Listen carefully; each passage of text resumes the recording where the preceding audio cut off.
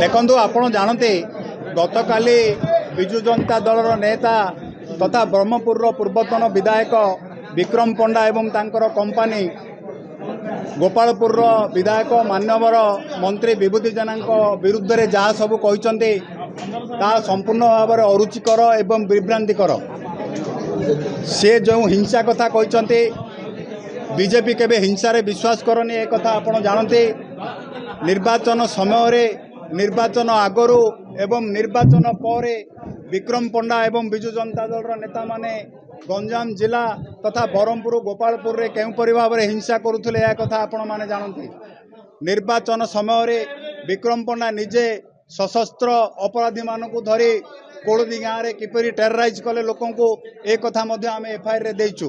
तेणु मंत्री विरुद्ध में सी जो गप कहते से कथा को लोके विश्वास करेनि एवं सी जो पराजयर ग्लानि को भूली नांती एबे मध्य भावुचंदी नवीन पट्टनायक मुख्यमंत्री एक कथा सी मन रखा उचित जे विजु जनता दल अवक्षयमुखी ओडिशार प्रगति वर्तमान माननीय मुख्यमंत्री मोहन माझी नेतृत्व में आगे चली एक कथा आगे जीव।